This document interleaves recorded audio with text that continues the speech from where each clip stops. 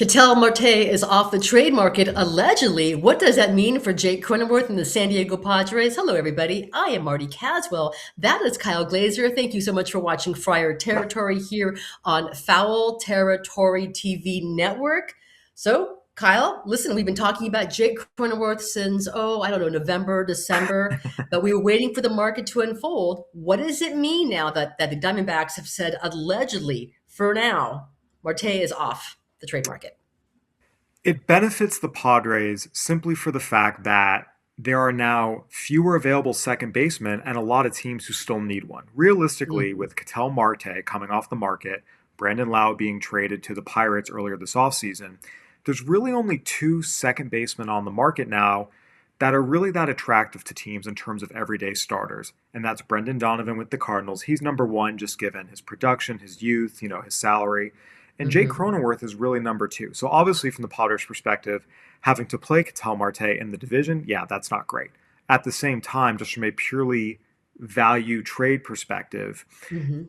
it can help Jake Cronenworth's market a little bit just in terms of, okay, now there are going to be more teams in on a potential trade for Jake Cronenworth. And anytime you have more teams, maybe you can push up the price a little bit. So I will say I expect the Jake Cronenworth market to start heating up Okay. now that Marte is officially staying in Arizona. And I think it will accelerate even more once Bo Bichette signs as a free agent. When's that going to be? Now, when we had our last show last week, we Yeah. talked about, listen, when is something going to happen? We see now that Alex Bregman is signing with the Chicago Cubs. So there's Yeah. one big name off the market. Bo Yeah. Bichette, you think could be next, and then you think we start getting it down to some. This is where AJ Preller excels, the trade market. Yeah. So, as I discussed on last week's show, I Hmm. expected that the next 30 days or so, 30 to 45 days, is when we would really see a lot of the big name free agents start to sign, preferably for most teams before spring training starts. And I think most of them will sign before the official, at least the first games of spring training. Whether Okay. it's when pitchers and catchers report, we'll see. But Alex Bregman, of course, signing with the Cubs. Look, Cody Bellinger, Bo Bichette. I do expect them to sign here within the next month or so. The pitching market in terms of starters has been a little bit slower, but in terms of the position players, I think we'll start seeing them come off the board again. Whether it's 1 week, 2 weeks, or 3 weeks, it's a matter of weeks. It's not like this is going to drag out into the middle of spring training. Okay, we'll get to the pitching market next because I do want to go ahead and discuss Nick Pivetta, who, by the way, if I recall correctly, the Padres they made that trade like in spring training, right? Because they introduced him at the Yes. Peoria Sports Complex, I think on day two. Like he had just gotten there, he had just met Mike Schilt and the coaching staff, so Yeah. it may not happen right away. And you said 30 to 45 days. Kyle Glazer, spring training is a month away. It's less than a month away, earlier for some guys, Yeah. including the players who are going to the WBC. Realistically, the number is going to be closer to 30 days, right? We're sitting here on Okay. January 12th. By February 12th, I expect most of the big guys to have signed, but there will probably be a straggler or two, and that's where I went with the 45. But you're right, Nick Pivetta was acquired in mid February of last year. And look, we've seen this. AJ Preller, they are Hmm. always going to be pursuing trades into spring training. Let's not forget Dylan Cease was right at the end of spring training. We all Yes. remember my very first year on the Padres beat, they acquired Craig Kimbrell on Easter, and he was literally flying into Los Angeles for opening day. He wasn't there pregame at Dodger Stadium because he was en route. So we all know that there's no real deadline by which AJ Preller will stop making tweaks to this roster. But I do expect the Jake Cronenworth trade, if it comes, again, I would expect it to come after Bo Bichette signs because that's when you're going Okay. to see teams who need infielders really, really, really seeing their options dwindle. And there are a couple of teams that really need a middle infielder, particularly a second baseman, that fit really well with what the Padres realistically need the most. Okay, by the way, I'm having flashbacks right now because I was there at Dodger Stadium when Craig Kimbrell was traded. I remember meeting him in post game, and it was so strange Yes. because he was literally just meeting all his teammates. Then Yeah. you had that crush around Matt Kemp and his return to Dodger Stadium. So right now, excuse me, I'm having absolute flashbacks. And I love your point on Dylan Cease. The Padres, I think he met his teammates right when he was boarding the plane to Korea. So Yeah. listen, No. I mean, I know people are panicking; they want moves right now. But if and we would like moves here on Friar Territory as well. It gives us more to go ahead and break down and discuss, but they're not done. So the incomplete grade that I gave the Padres last week, it stands right now because we're all still waiting. There is no player. Okay, no, I'm sorry. We've spent the most time talking about Luis Camposano, and we're going to go ahead and give him a break on today's show. But number two would be Jake Cronenworth. Yeah. I would like you right now to give me what would be the reason for the Padres keeping Jake? How does he help them more than trading him? Well, first and foremost, we've talked about this ad nauseum and we've seen it. The Padres' strength is their pitching staff. Their weakness is their offense. Typically, you want to trade from a strength to address a weakness, not trade from a weakness and potentially make it even weaker. But as we've discussed ad nauseum, the Padres need to add another starting pitcher. They need to add a first baseman. They need to add some depth pieces. And the only way they're going to be able to do that is if they clear payroll. And Jake Cronenworth, just by virtue of making an average of a little over $12 million a year the next 5 years, that's just a salary that's movable. Now, the Padres would have to find a replacement in the middle infield for him. That's a key component here. But when you look around, there are enough teams out there who have young pitching, who need a veteran middle infielder. You can find a lot of matches. I think realistically, just running down the list, there's 6 teams in particular that fit, some more than others, in terms of, okay, they need a second baseman, and they have what the Padres need, whether that's young pitching, whether that's some young position players. The Red Sox and Guardians are 2 of them. The team that actually fits the best is the Royals. That's the team that needs a second baseman the most. Michael Massey is not the answer, and they have a ton of young pitching to offer. I mean, realistically, it'd be kind of funny, but you could see Jake Cronenworth for Ryan Berger and Stephen Kolek. That actually would be a trade that wouldn't be that would be an okay trade for both sides. It really would. I'm sorry. Stop right there. I'm sorry. Yeah. I'm sorry. That's the trade that bugged you the most. So is this wishful thinking on your part to get those guys back? I would. No, it's more just fun. There's a lot of young pitchers there, right? You have guys like Noah Cameron. Again, he's probably not going to be traded for Jake Cronenworth after what he showed last year, but there's a depth of arms there. So the Padres could, piece together different packages. Another team, the Rays, right? We talked about they traded Brandon Lau, but this is a team that is always going to be looking for players that can help them win in sort of creative ways. The Marlins are a team they said they're going to spend. They have some infield pieces you can move around. And the Giants are the last one. Again, intra-division trades are rare, but, realistically, right, Red Sox, Guardians, Royals, Rays, Marlins, Giants all need second basemen, all need middle infielders, and all have some young players the Padres could use. So there's no shortage of options here. And I think those 6 teams are the best fits. And I would be surprised if there is a trade if it's to a team outside of these 6. Now, that can change with some free agent additions, teams' needs changing, but I really look at the Royals as the ideal trade partner just because this is a team that is intending to compete and was in the playoffs 2 years ago. They have good players, but they really, really could use a second baseman. Again, Michael Massey has not been the answer, and they have a ton of young pitching. They could trade 2 young arms and have it not hurt their rotation outlook at all while significantly improving their offensive outlook with an acquisition like Cronenworth. That, to me, is the trade fit that makes the most sense. And we keep hearing how the Marlins are a good candidate for teams because of the young, controllable pitching that they do have. They have a surplus of young pitching, which is a crazy thing to say. One of them, by the way, happens to be Ryan Weathers, who the Padres traded back a couple years ago. But don't forget Robbie Snelling, former Padres prospect, who I've always been very Padres fans. Twitter will never let us forget Robert Snelling and Jacob Marcy and everyone who's there right now. How close? But why would the Marlins trade for Cronenworth? How close are they to really being a relevant team and contending? The reason they would do it is because they're trying to increase their payroll so that come collective bargaining time, they're not going to be looked at as a team who is, violating what the rules are supposed to be regarding revenue sharing. That's a big motivator here. In terms of how close are they, even after trading Edward Cabrera, they still have a really, really talented pitching staff.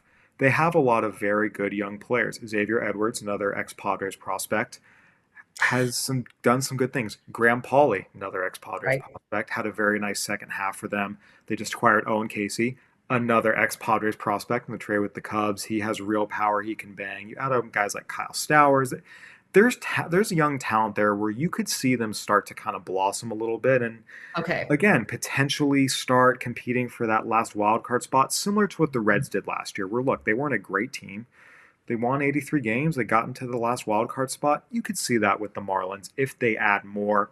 And again, just the way they have a whole bunch of infielders, you can move Edwards and Connor Norby and Graham Pauley around and slot Cronenworth in at second. So that would be another viable option for the Padres. And they do have some young pitching to trade, as well as young position players if the Padres decide to go that route as well. When that day comes and the Marlins are contending, they can thank AJ Preller for all that young talent they acquired. All right, I do want to go ahead and get to something that I saw regarding Nick Pivetta. We're going to do that right when we come back. Hey, make good eats at home part of your 2026 New Year's resolution. HelloFresh is what we're talking about here.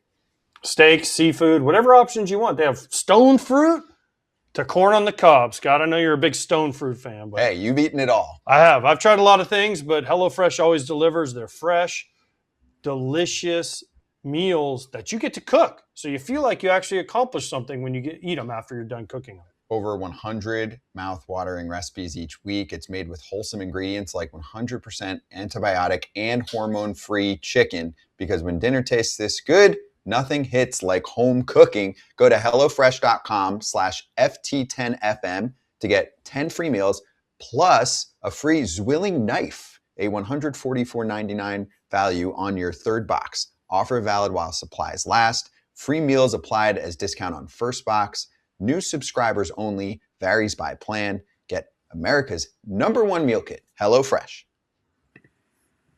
I am suddenly starving after watching that HelloFresh. I love to cook. I need a new knife. I'm highly intrigued. I have no idea what stone fruit is. All right, you're not watching the cooking channel. You are watching Friar Territory here on the Foul Territory TV network. I'm Marty Caswell. That's Kyle Glaser. A quick reminder ahead of our next show. Don't forget, you can send any of your questions regarding the Padres to us. You can direct it on the Twitter at Kyle Glaser, at Marty Caswell, at Friar Territory, and we will answer all of your Luis Campusano questions and anything else that you might have, including when the Padres are going to make a move. Okay, Kyle, let's see. I think it was a couple days ago, The Athletic, Ken Rosenthal, a name we know well here, says the Padres also want to add a starter, but are telling the reps for several free agents that they are not yet ready to move. According to people familiar with those discussions, the holdup might be the Padres wanting to clear money, perhaps with a trade of right-hander Nick Pivetta, an idea they have entertained this offseason. Okay, I would like you to go ahead and break down what I just said, that report. They're telling reps of several free agents they are not yet ready to move. Why is that? What do you make of this? It all goes back to what we have talked about all offseason, what we've known all offseason. The Padres are at the limits of their payroll. In order to acquire a quality starter who is not going to cost a lot of money, they're going to have to trade. They're going to have to do it in trade. You know, free agent starters right now, they just can't afford to add them. So realistically, the way they can add all the starting pitching they need, and they need minimum one more starter. One of the ways they can do this and also fill all their other holes too, potentially, again, we're just speaking generally here, Nick Pivetta is making $19.75 million this year, and he is a very attractive trade chip, even with an opt-out at the end of this year. Starting pitching, durable, frontline starting pitching, as he showed he could accomplish last year, is extremely rare and extremely coveted. In theory, if the Padres trade Nick Pivetta, bring back a good, talented young pitching prospect in the deal, and then they go use the savings, that $19.75 million, to go sign another pitcher, they've essentially brought in two starting pitchers for one. That's the idea behind it. We also talk about Jake Cronenworth, his $12 million. The Padres need to clear money. If Yu Darvish retires, that will help as well. This is just kind of where they're at. And at the end of the day, they're not going to trade Nick Pivetta for a package that isn't very good just for the sake of clearing some money. It's got to be You're talking major league ready talent, not prospects. Young major league ready talent. So we talked about, for example, the Mets are a really good fit because they have loads of those guys, both position players and pitchers. They've made their major league debut. They're, if they were rookies last year, some of them have rookie eligibility into next year. Other guys have only 1 year they're only 1 or 2 years into their careers. That's a great fit. The Orioles are another team. They have a lot of really talented young position players. They have an excess of them.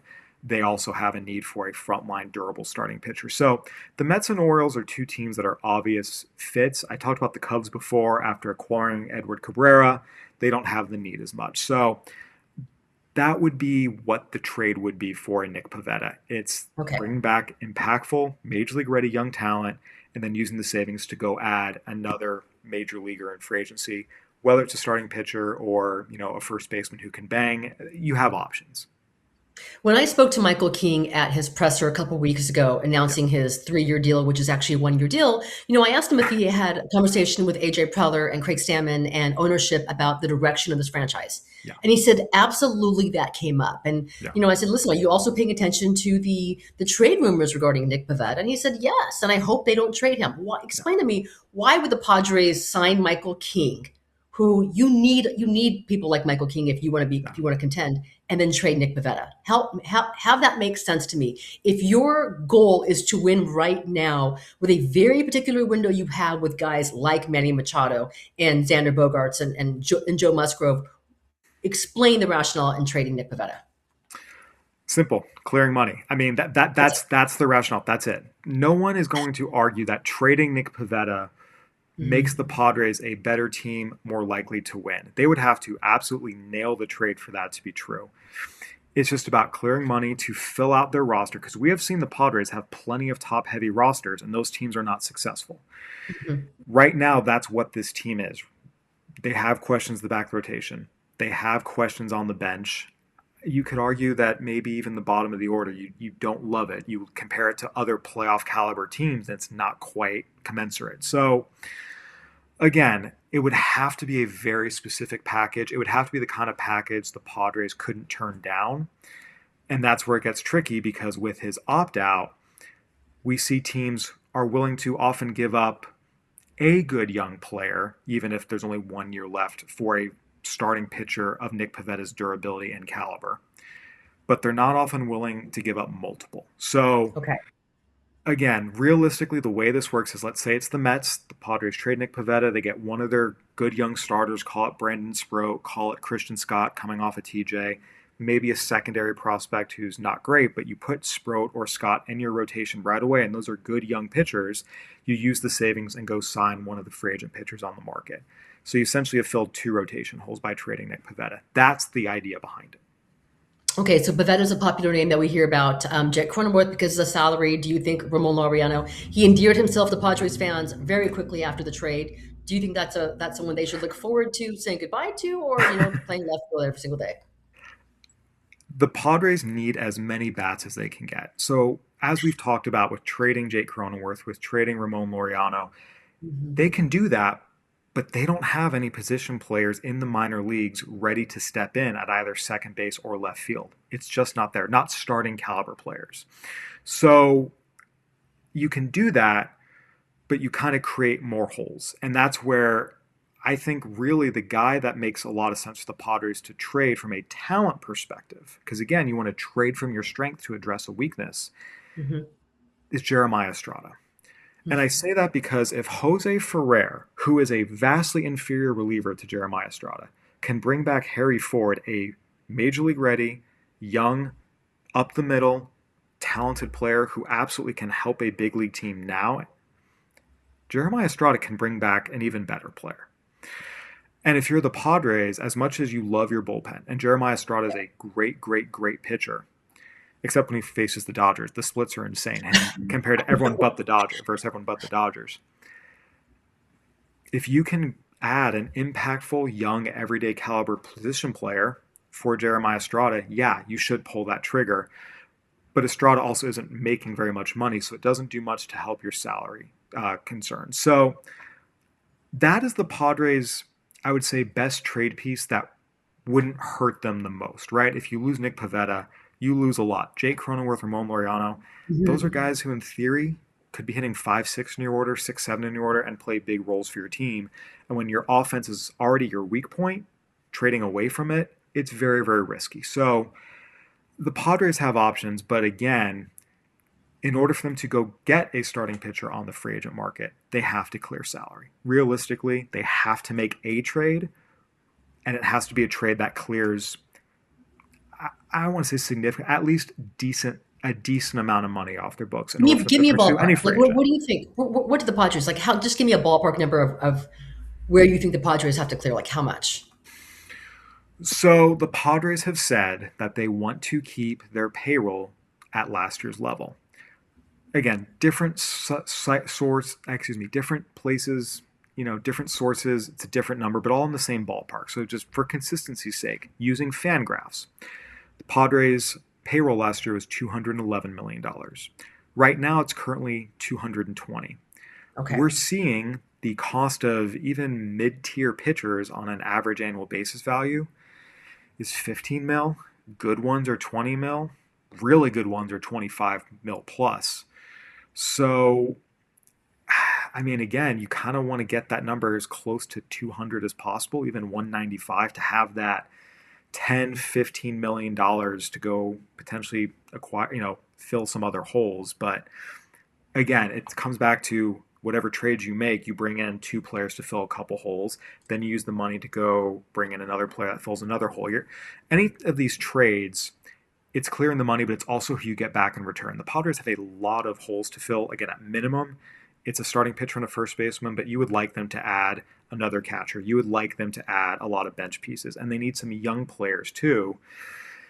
There's a lot of room for this team to get better, and a lot of places it can get better. And the only way they can do that is, again, trade for a bunch of players and then use savings to go add some more. That essentially turning 3 players into 6 or 7. That's how they have to do it. So all that being said, less likely or more likely that the Padres pull off a blockbuster before spring training starts? I am always going to take the over on AJ Preller pulling off a blockbuster. So yes, Okay. I mean, again, we've talked about between Jake Cronenworth and Nick Pivetta, Ramon Laureano, Jeremiah Estrada, there's so many different combinations. There's so many different things they can do. And just given the track record, given who we're talking about, given the Padres' goals, and given the Padres' needs, I will be very surprised if all 4 of these guys are on the Padres roster on opening day. I'd love to know if players on a team who are facing rumors, if they have like their own chat support group. Heath Bell talked about this on our show a lot over the course of the year, and his big thing was, don't drag it out. Because Heath Bell he was on the trade block 3 years in a row, and that's why the Padres never did a Heath Bell bobblehead day, and he has said that is his biggest regret of his big league career, that he didn't get a bobblehead. The Padres never did a Heath Bell bobblehead day. Yeah, because that was worried he'd be traded. So, but going back to what he always said was, if you're going to trade me, just do it. Don't drag it out. Don't have it be, oh, we're trying. Oh, it didn't work. Oh, every deadline, every offseason, just constantly talking about it. That's when it gets annoying. If you're going to do it, do it. You don't want to drag it out through offseason talk and then deadline talk and then the next offseason talk. That's when it starts to grate on players. Heath Bell played through a Padres era where they always traded their all-star. It was like 3 years in a row. It was like Brad Hand, Kirby Yates, Heath Bell. Goodbye. That was the era. Houston Street. Houston. Oh, very good. Houston Street. See? Yeah. Another reason why relievers should not get comfortable, because they have found an ability to find relief pitching. So I have an email from the Padres. An email from the San Diego Padres. Diamond room to open in historic Simon Levi building in Gallagher Square at Petco Park. There is a fancy speakeasy coming to Petco Park. I thought, hey, San Diego Padres, it must be AJ Preller extension. It still hasn't happened. I have now braced myself. No extension coming before opening day. First and foremost, another great addition to Petco Park. We've talked about it. This is a stadium that keeps getting better and better and better. Incredible. The stadium's been around for 20 plus years now. There are some stadiums after 20 plus years seem old and dated already. Give everyone involved on the business side with the Padres credit. Mm-hmm. They have consistently made Petco Park, again, better and better and better the older it gets. It remains one of the gems of Major League Baseball. So that is, first of all, another great addition. We're all going to enjoy it. Well, not those of us in the press box. We can't be showing up drunk. But, right. maybe after a late night. Hopefully terms, they'll host us for a party because this thing has late 1970s vibe, velvet, leather, mirrors, turntables, disco bar, and dark tones. I mean, this isn't a ballpark. And to your point though, on 20 years of Petco Park, is it 20 years? 22 years of Petco Park, 22 21 because years of Petco '04 is Park. when it opened. Yeah, Yeah. Eric Grupner and Peter Sandler said the whole vision was to make Petco Park look new all the time. They've done quite a job of that. So that's been fun. no That's been question. a And lot in of fun. terms of the extension, I will say this, and I've brought it up before. We saw this last year with the Cubs and Jed Hoyer. Right. It's not the worst thing in the world if the Padres, given the uncertainty about what's going to happen after the season in terms of the labor agreement, the uncertainty regarding ownership, if they decide, hey, let's see how this season plays out, and if come trade deadline time or late July, the Padres are rolling and in a great situation, Right. they can extend him. We saw the Cubs do it with Jed Hoyer last year. And look, at this point a year ago, Jed Hoyer was on the hot seat. The Cubs looked like they had stalled out in their rebuild, back-to-back 83-win Hmm. seasons. Fast forward a year later, they won 90-plus games, won a playoff round, just signed Alex Bregman, and all of a sudden, they look like one of the favorites to contend with the Dodgers in the NL Yep. Central. So a lot can change in a year's time. So again, is it better to have some certainty and stability? Yes. If the Padres decide to do it in July, is that somehow going to torpedo their season? No. We've seen it as recently as last year. Well, I'm sorry. Do you mean extend in July? Yeah, to extend Okay. AJ Preller during the season if they decide that just given all the circumstances, let's see how the season plays out and come July, if things are going well, we do an extension, or if things have gone completely to hell, maybe not. You can do that. Again, it's not unprecedented. It's always interesting in Padres land. We're always guessing in Padres land. All right. If you have any questions, anything that you're wondering about, don't forget on our next show, we will answer your questions here on Friar Territory. Send them to at Kyle Glaser, at Marty Caswell, at Friar Territory. We will answer them this week. I hope you all survived your NFL playoff weekend. Kyle, I'm not sure if you, like me, had some flashbacks for the team that used to be here. All I can say is same old, same old. Any team owned by the Spanos family will Yep. consistently come up short for Yep. a lot of different reasons. So it's unfortunate. We've seen lots and lots and lots and lots of talented players come and go throughout the Chargers organization, and the Mhm. team consistently falls short. And it's, the constant is the people at the top, and that's not a coincidence. It all starts at the top. All right. Thanks so much for watching Friar Territory. Marty Caswell, Kyle Glaser here on the Foul Territory TV network. We will see you later this week.